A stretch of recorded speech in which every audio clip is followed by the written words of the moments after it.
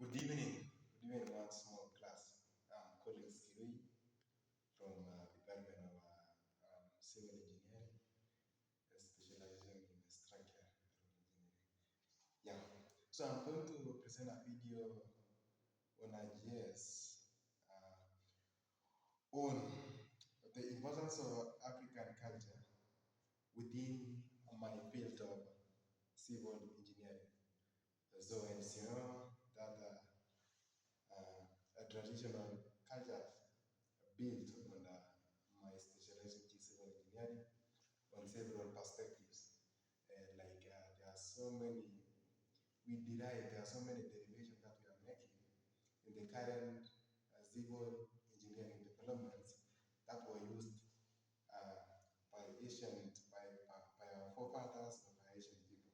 Number one is an ancient African engineering markers. Ancient African engineering markers are structures that were used by our ancient people, or that were used past, such as if you see like Manyata houses in Maasai. These are houses that were built by Maasai people, and they used to live in such houses and make their daily livelihood in such houses. You see Kikuyu traditional houses. Kikuyu used to live in such houses, and they used to make their livelihoods. And right now they are being done away with it. And on the issue of pyramid in Egypt, it's also an engineering market that were used then by they use engineering terms, though it was built in ancient times, but they use engineering terms of which we are borrowing from such engineering terms. And when we see again Great Zimbabwe Stone, this is a Great Zimbabwe Stone which was built without using water. You can imagine such a marvelous improvement in engineering if we have to use it currently, for which it was useless. So we are saying many techniques relied on sustainable community-based projects. Currently, we are using such approaches that people used a long time ago. We are using currently, or we borrowed from such people so that we use in our engineering fields today. We apply in our engineering fields today. So, also, ancient African engineering demonstrated a deep understanding of material and environment and cultural roots. The materials that were used by our ancient forefathers, by our ancient people, we are using currently. Like for the issue of stone, we are using it was used in the past, and we are using currently. The issue of some the ancient our forefathers used it, we are using currently, and so much and so forth. Another point is integration of African cultural values. As you know, our design of engineering building must align with ancient, must be in line with community-centered design. The community must be involved in the design process of such a community thing, so that the community can participate. The community can know what's the way forward in the design. They can know even maybe when the designers are not there, the community can know, they can explain what transpired. And also sustainable practices. Sustainable practices. You know, as you know, local materials like bamboo, thatch, which are less expensive. As you see, materials like bamboo, they are locally available. If you see, if you go for bamboo forest, you can find they are useful in construction industry. Also, several researchers have come up with several projects on how to research on such a thing, on such materials, on how it's sustainable to our current era. Something like touch grass. If you go to our areas, touch grass are not really available everywhere. So you can imagine building a house or borrowing from such ancient times, such as touch grass. It's so a fantastic improvement. So we are saying traditional, and also we have traditional water conservation method. Traditional conservation water method are efficient. They are very, very efficient in conserving water. Such traditional water methods are like rainwater harvesting, like traditional rainwater harvesting methods such as using the storm so that you can collect water so that it can be used. There are also collection of runoff water into dams. If we embrace such a culture born from ancient cultural practices, it will be so helpful to us. Also another thing is cultural adaptation. We're saying traditional structures were designed to withstand extreme climatic conditions. So for the case of mud houses, as you know, mud houses in hot regions, mud houses when they hold or when a heat is in it, it's very difficult for such mud houses to lose its heat. It's so very simple. So we are saying currently the develop, the, the innovation that we are making currently as engineers, it must align with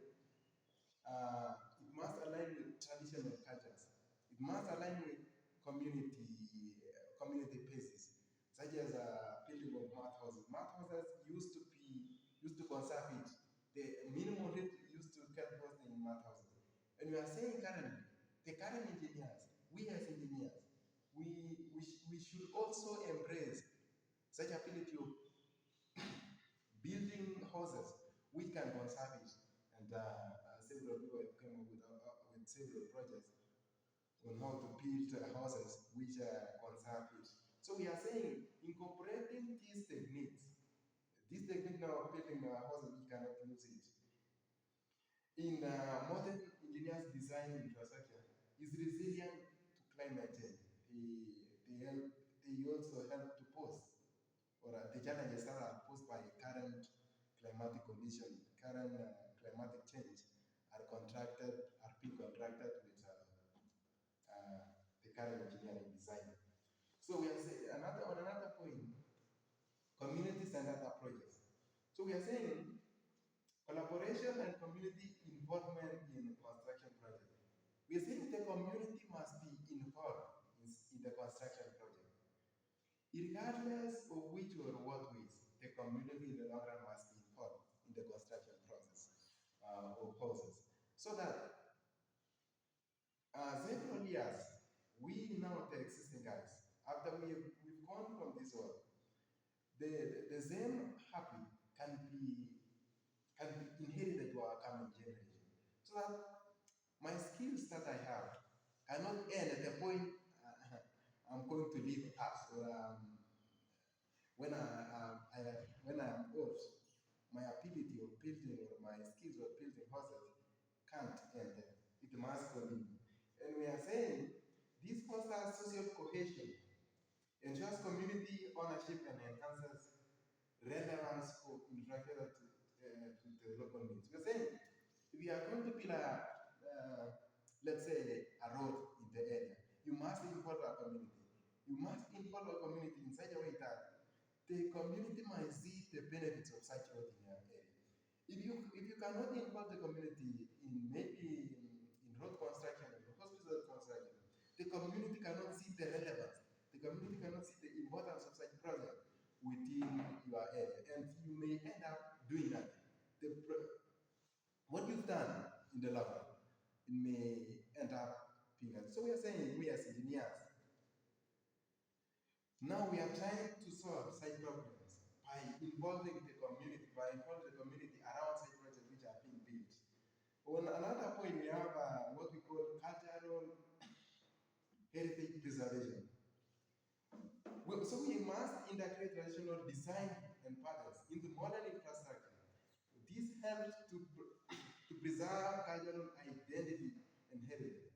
So essentially, we are trying to involve the community in this design so that in modern infrastructural design, and this helps to preserve the culture. If you go to a community and you try to do away with culture and you try to castigate the culture of such community, your design or your project might not go through very well. So you must appreciate the culture of science community, and you must preserve the culture of that community, and you must preserve with integrity and heritage. So this approach maintains a connection between the past and the present, which blending with innovation, traditional innovation. This now brings the issue of innovation. So on another point, economic and social impact. We say using indigenous techniques and materials creates job for local artisans and promotes economic development.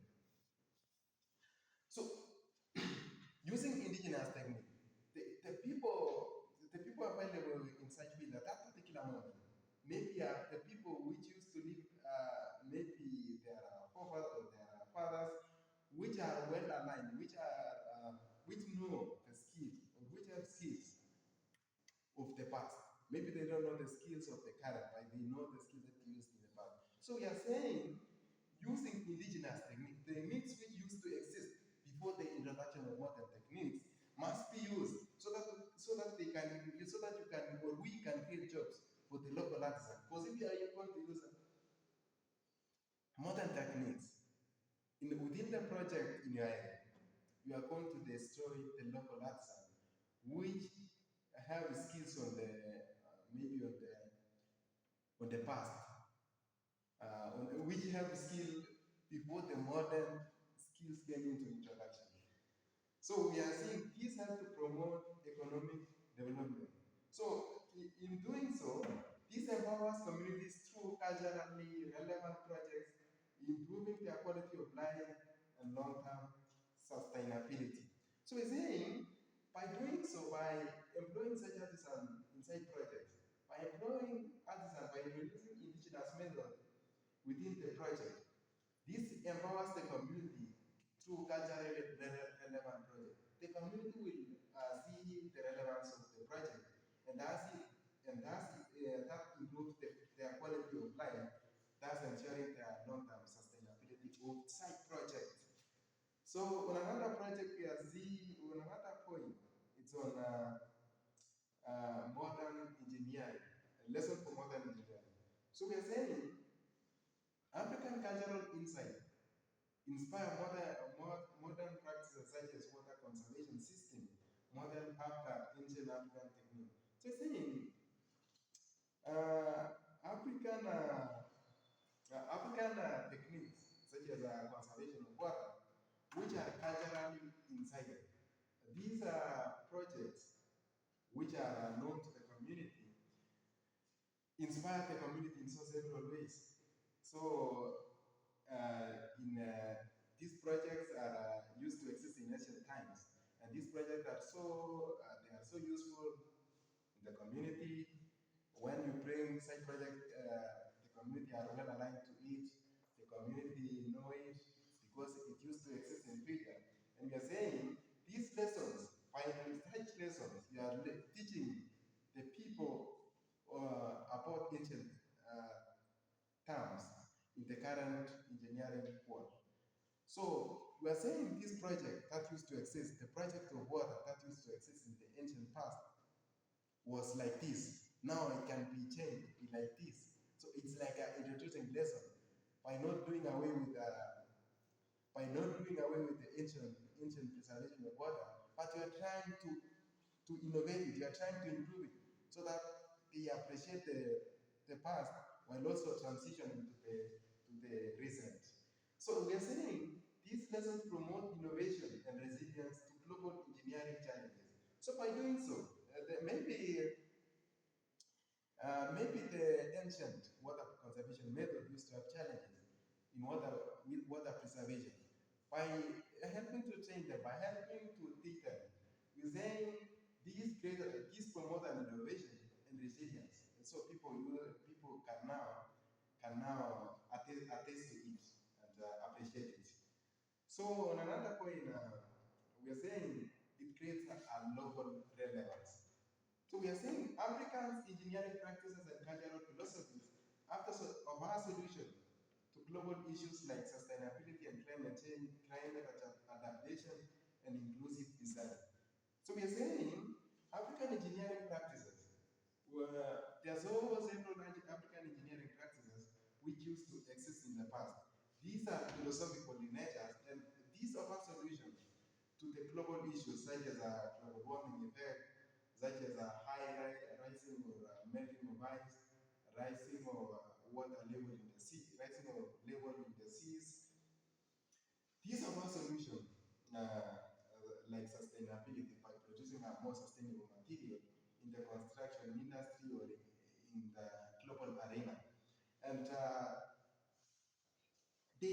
now the community can now, or the global market, the global, or the people in the global arena can now adapt to the climate and thus provide what we call inclusive design.